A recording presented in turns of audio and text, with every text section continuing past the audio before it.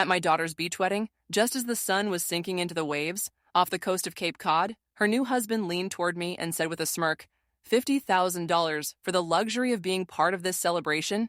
Otherwise, you vanish from our lives forever. I blinked, trying to process the cruelty in his voice. Before I could respond, my daughter, my Rachel, added with a sip of champagne and a dismissive glance. Or, enjoy the peace and quiet of a retirement home. Your choice, Mom. They stood there in front of me, like a pair of polished porcelain figurines.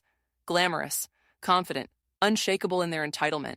I smiled, lifted my glass and whispered, "You forgot one thing." The air around us seemed to still just for a second. A gust of sea breeze lifted the edge of my shawl, and the sound of the waves crashing behind us filled the silence that followed. Their faces paled, not dramatically, not instantly, but just enough for me to see at the flicker of doubt, the edge of fear. I hadn't raised my voice. I hadn't argued, but something in my tone and the certainty behind my words had landed, and they knew what they didn't know was that I'd been planning for this moment for months. I hadn't come to the wedding unprepared. I hadn't come simply to be humiliated. No, I came knowing exactly who they had become and what they thought I was. They believed I was weak alone, easy to discard. They forgot that I had built my life from nothing once before, and I could tear down theirs without ever lifting my voice. You forgot one thing, I repeated softly, the wind carrying my words out to sea. Then I excused myself to powder my nose, leaving them standing there, because the storm they had summoned, it had already begun. I was 28. The night I left my old life behind. It was raining hard in Boston, the kind of rain that soaked you in seconds. The windows of our cramped apartment rattled with every gust of wind, but inside it was the silence that chilled me most. My husband Tom had passed out on the couch, snoring loudly. His rage spent. For now my cheek was swollen again, and in the hallway, my 4-year-old daughter stood barefoot in her pajamas, clutching a worn-out stuffed bunny to her chest, her face streaked with tears, that look in her eyes wide resigned, too wise for her age. That's what did it. Not the bruises, not the yelling, but her eyes and the fact that she didn't cry out anymore. She had already learned that being silent was safer. That was the moment everything shifted. I moved quickly like someone in a dream. I grabbed an old duffel bag and packed it with what little I could, Rachel's favorite clothes, some snacks, our passports, and a copy of Pride and Prejudice. I had hollowed out weeks ago. Inside were $237 in cash, scraped together from grocery savings and tips I had hidden. When I lifted Rachel into my arms, she wrapped herself around me instinctively. "Are we going on an adventure, Mommy?" she whispered. "Yes, baby," I said, trying to keep my voice steady. The biggest adventure of all, we disappeared into the rainy night, boarding a bus to Dorchester, where an old high school friend had promised us a couch. For a few nights, it wasn't much, but it was enough. 2 weeks later, I found us a tiny apartment, just one room, with a bathroom barely big enough to stand in. It smelled like cabbage and cigarettes. The wallpaper peeled, the heater clanked, but no one hit me there. No one screamed, and Rachel slept through the night. I found work at a diner serving breakfast from 6 to 2, then changed into a thrifted skirt and blouse to answer phones at a dentist's office from 3 to 9. I was exhausted always, but Rachel was safe, and for the first time in years, I could breathe. That was the real beginning of our story. Not the wedding, not the boutique, but that rainy night when I chose my daughter and myself over fear. Rachel got into Boston University on a partial scholarship. I still remember the day the acceptance letter came. She danced across our tiny kitchen, waving the envelope like a golden ticket. I got in, Mom. I really. God in her face was lit with joy, with pride, with the kind of future I had always dreamed she'd have. That night after she fell asleep, I cried. Tears of happiness. Yes, but also fear, because the tuition still loomed large, and what the scholarship didn't cover, I would have to find a way to manage. By morning, I had a plan. I picked up extra shifts at the diner, took on evening cleaning jobs at offices in Back Bay. On weekends, I worked the stockroom at a local department store. I kept going because that's what mothers do. And Rachel thrived in Kimmy Caesar Ding. She studied hard-made friends, even started dressing more professionally. Sleek blazers, elegant heels, when she came home for visits.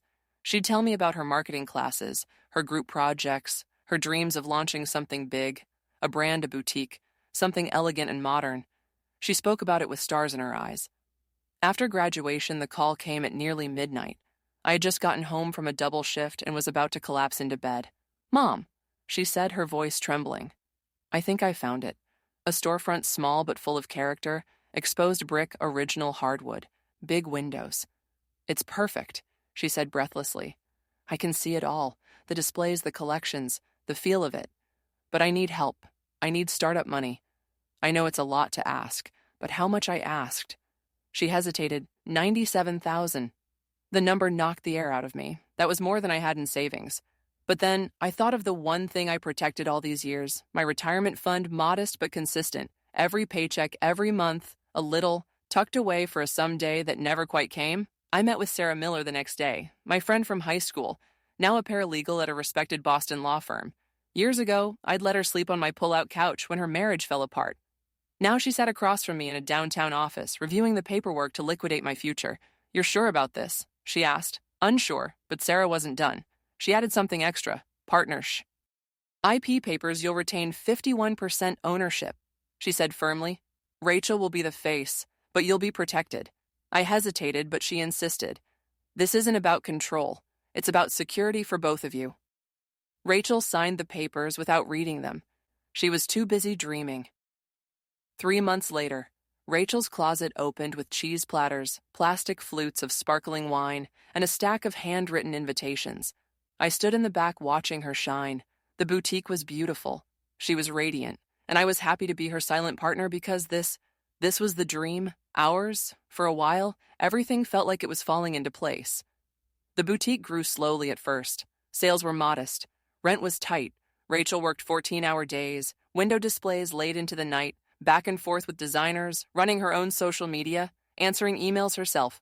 I helped in the background, restocking inventory after closing hours, keeping the books clean, paying for unexpected costs without ever mentioning them. Then one day everything changed. A girl from college, Elisa, I think came by the store. She was one of those rising lifestyle influencers. She tried on a cobalt blue sheath dress and posted a photo on Instagram with some flattering caption. The next morning, there was a line outside the store. By that afternoon, Rachel had sold out. Suddenly, Rachel's closet was on the map. She was featured in local magazines. Other influencers dropped in. Customers came from across the city. In 6 months, she was eyeing the vacant space next door. I watched it all with joy swelling in my chest. I only visited after closing. That was my choice. I knew I didn't belong to her new, elegant world. The gleaming shelves, the minimalist decor, the polished customers and designer heels. I came late wearing the same old sweaters and sneakers I'd worn for years, always careful not to disrupt. "Mom, you should come during the day sometime," Rachel would say casually. "Your world, not mine." I'd smile. I'm just happy to see it grow. But one night I came by ear. Lighter than usual, holding takeout in a paper bag to surprise her, she was at the counter chatting with a customer. I stood quietly by the racks listening. "You've created something amazing," the woman said. "How did you pull this off right out of college?" Rachel smiled, confident and glowing.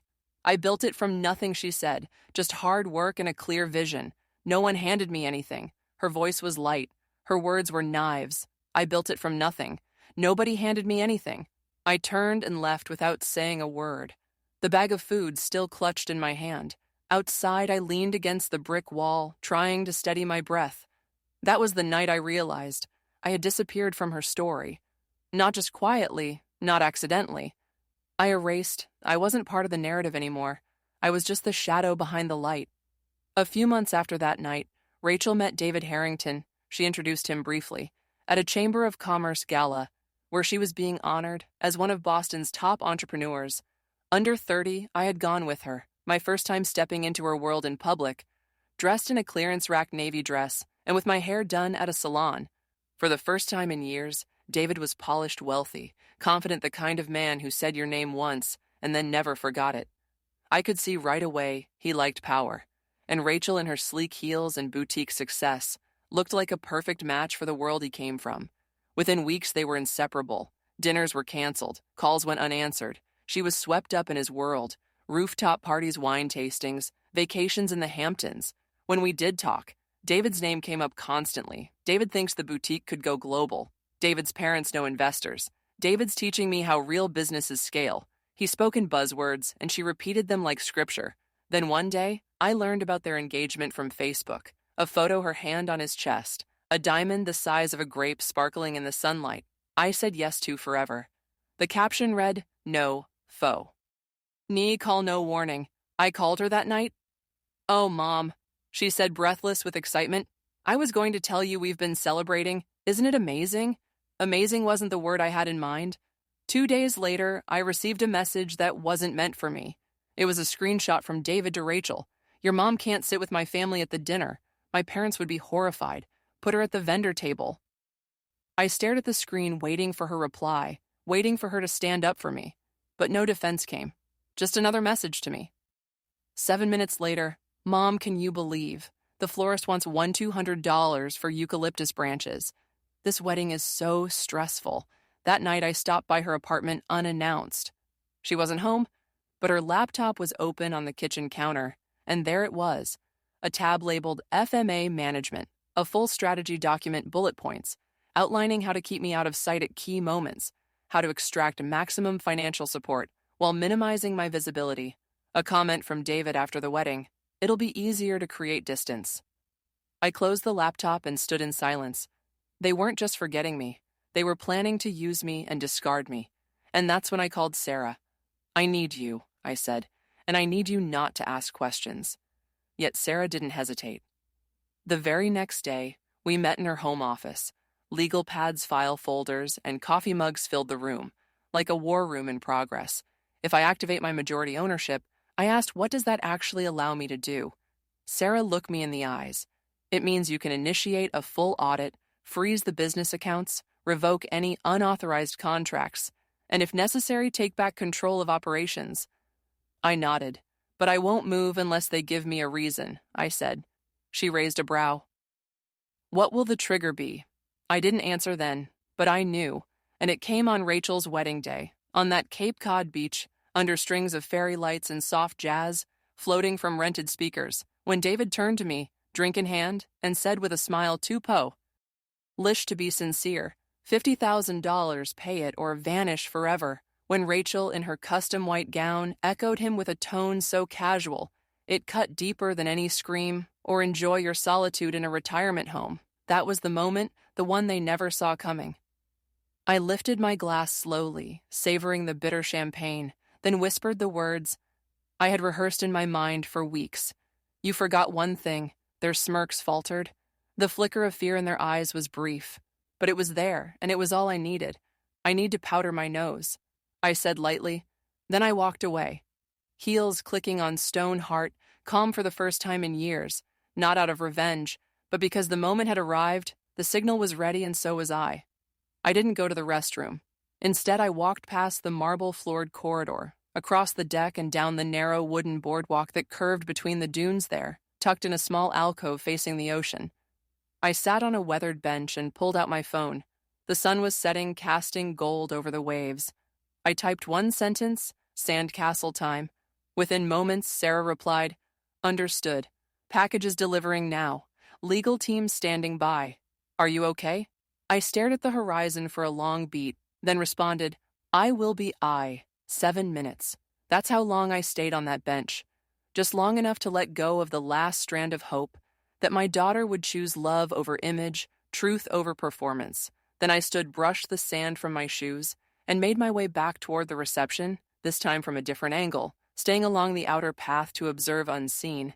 The unraveling had already begun. The wedding coordinator approached David's parents. First, she handed them a sealed envelope, with calm professionalism. "This was delivered for you, Mr. and Mrs. Harrington." Similar scenes played out at tables around the venue. Every envelope went to someone who had unknowingly invested in Rachel's closet under David's guidance. Inside each envelope, a legal notice of immediate audit, notification of asset freeze, and Sarah's team's detailed explanation of financial irregularities and unauthorized actions. It didn't take long for concern to spread. David's father was the first to react. His face darkened as he read. He rose abruptly, napkin falling to the floor, and made his way across the venue with thunder in his eyes. Meanwhile, phones buzzed. Rachel's company email, now under my access, sent automated messages to all vendors, clients, and board members. Subject line, "Immediate business hold. Pending legal review." I stepped out of the shadows and walked along the edge of the gathering. David's voice was low and urgent, arguing with his father. Rachel stood frozen, holding her champagne like a shield, her face pale beneath the makeup. Then she saw me. Mom. She rushed over, panic rising. What's happening? Everyone's getting these insane emails about the boutique. I looked her in the eye. Not insane, I said evenly. Accurate. I'm exercising my rights as majority owner. David appeared beside her, jaw clenched, the smooth polish gone from his expression. What have you done? He hissed, voice low. I've protected my investment, I replied calmly. Did you think I wouldn't notice? The unauthorized investors, the missing funds. Rachel's eyes darted. We can explain, Mom. Please, it was just temporary. We were going to pay it back. To fund David's side project, I said a real estate venture. He wasn't confident enough to pitch to his own parents, so he funneled money from the boutique instead. David's face drained of color across the lawn. His father was now speaking furiously with a couple, holding another envelope. You have no idea who you're dealing with, David said through clenched teeth. My family, is that why your father looks ready to disown you? I asked, nodding in the man's direction. I wonder how he feels about you. Using a boutique as a personal piggy bank? Rachel looked at me, tears filling her eyes. Mom, she whispered, you have to fix this, please. Everything we've worked for. I cut her off gently. Everything I worked for. He'd for me desperate. I'm your daughter. Your only child. You can't do this to me. I paused. That old instinct to protect, to forgive, stirred for one final time. But then I remembered the spreadsheet, the vendor table, the silence after the betrayal. I already did, I said softly. You showed me what I meant to you. I just finally believed it. David's phone rang. Rachel's buzzed again. Emails, legal notices, repercussions. They spiraled into panic, and I turned and walked away, through the chaos, through the whispers, through the shame that no longer belonged to me. My heels clicked across the wooden deck, steady and sure, not angry, not broken, just done. I left the reception without another glance. At the edge of the property, I slipped off my heels and stepped onto the cool sand, letting the ocean breeze wash over me. With every step away from that glittering disaster, I felt lighter, freer. 3 miles down the beach, Sarah waited in her gray sedan, the engine quietly running. She didn't ask questions, just smiled and opened the passenger door. We drove in silence for a while, the coast blurring past in the rearview mirror. I didn't need to look back. I already knew what I was leaving behind. Not just a wedding, not just a betrayal, but a lifetime of being needed, only for what I could give. Now I was choosing something else. In a quiet town north of the city, a new storefront awaited modest, untouched mine. I would open something small, simple, built not on sacrifice but on joy, not for anyone else's validation, just for me. Let Rachel have her spotlight. Let David rebuild his image. I had no revenge to save her, only peace to protect. For the first time in decades, I wasn't someone's mother, someone's backup plan, someone's savings account. I was just me, and that was finally enough. They thought power came from money, from status, from control.